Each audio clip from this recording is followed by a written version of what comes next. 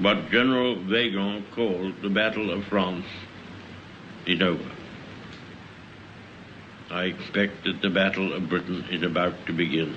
Muslim, you must have allegiance where the Sharia says that you have allegiance. You must hate and love for the sake of Allah. You must praise and dispraise for what the Sharia says, you praise and dispraise. So as a Muslim, I must support my Muslim brothers and sisters, wherever they are in the world. I must have allegiance with them. I must cooperate with them. I must love them. And similarly, on the other hand, I must have hatred towards everything which is non-Islam.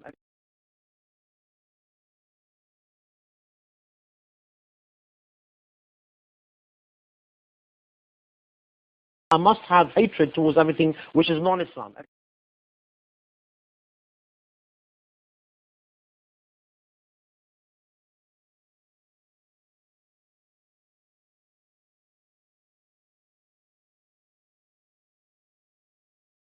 I must have hatred towards everything which is non-Islam. I expect that the Battle of Britain is about to begin. Wir wollen, dass dieses Volk einst gehorsam ist und ihr müsst euch in den Gehorsam üben. Wir wollen, dass dieses Volk einst friedliebend und aber auch tapfer ist und ihr müsst friedfertig sein.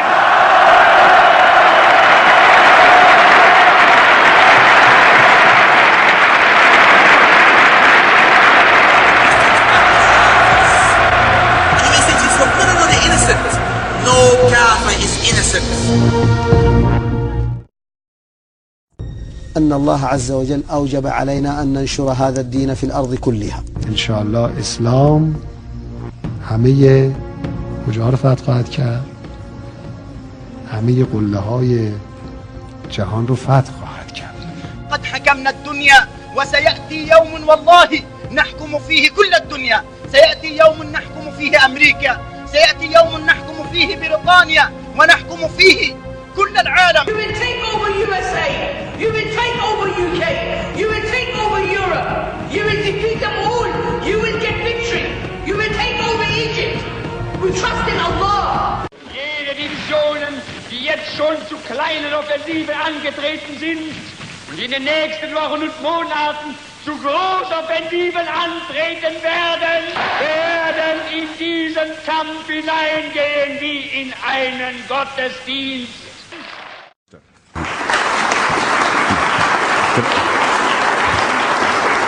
Can I say, first of all, what a great privilege it is for me to be here at this excellent event organised by the Equality and Human Rights Commission. All of us coming together, just as in countries all around the world today, people are coming together to celebrate the Universal Declaration of Human Rights. You will take over USA. You will take over UK. You will take over Europe.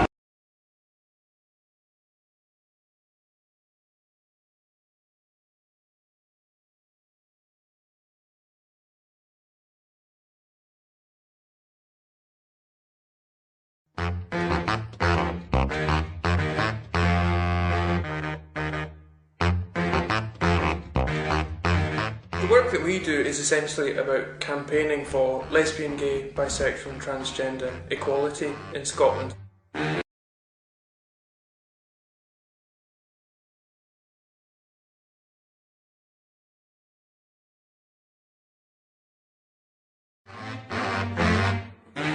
We provide lots of services to support victims of domestic abuse.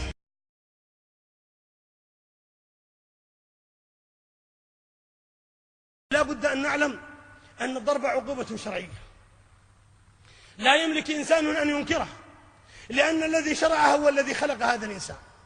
Their children, we work with perpetrators of abuse, provide training to professionals in the field that are working with victims and perpetrators of abuse.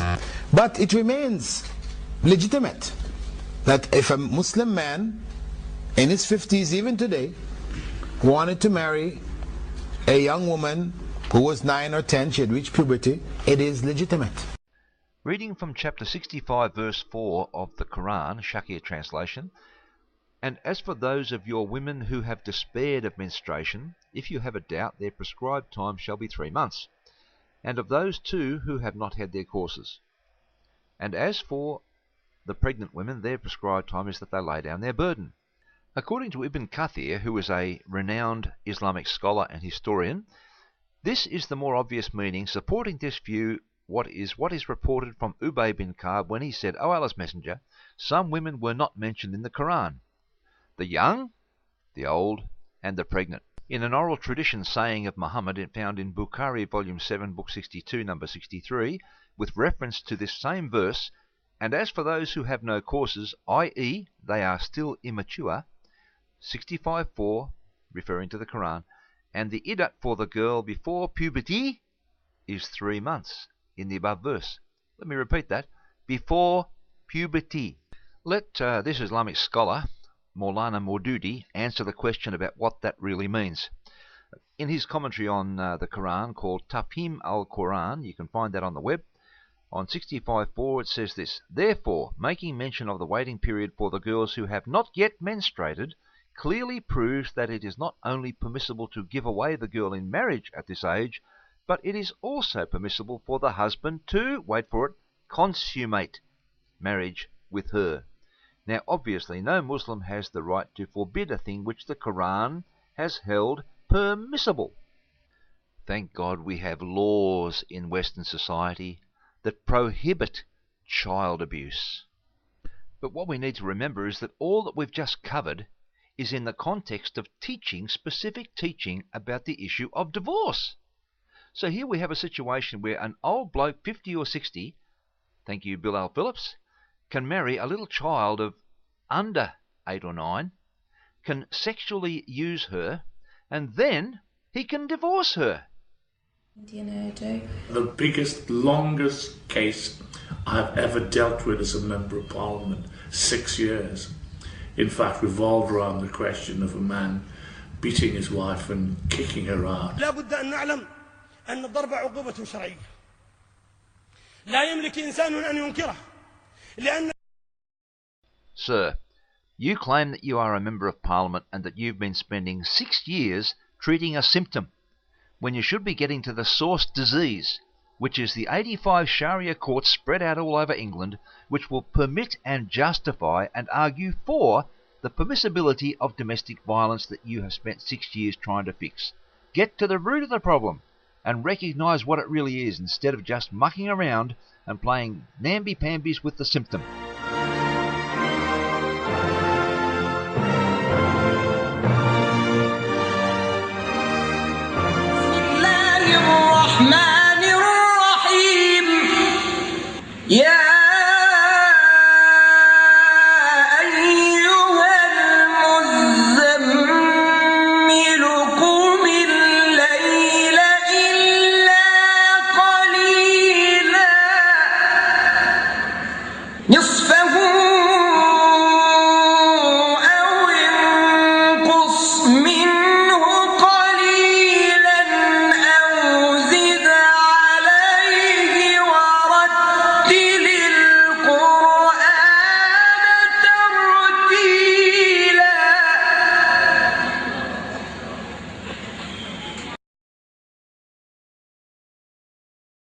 Days later, we put out a leaflet with a sanitised image of the number 30 bus.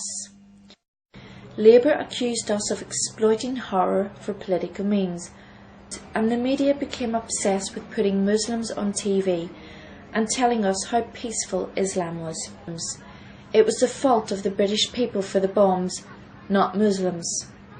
The BBC loved it. Then the BBC issued a statement that the bombers were not terrorists. No journalists were allowed to describe them as terrorists. Ian Blair, head of the Metropolitan Police and a Labour crony, declared that Islam and terrorism are two words that do not go together. But by far the more important reason for the readjustment of the past is the need to safeguard the infallibility of the party. For example, Eurasia or East Asia, whichever it may be, is the enemy today, then that country must always have been the enemy.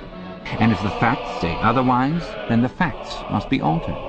Thus history is continuously rewritten. This day-to-day falsification of the past carried out by the Ministry of Truth is as necessary to the stability of the regime as the work of repression and espionage carried out by the Ministry of Love.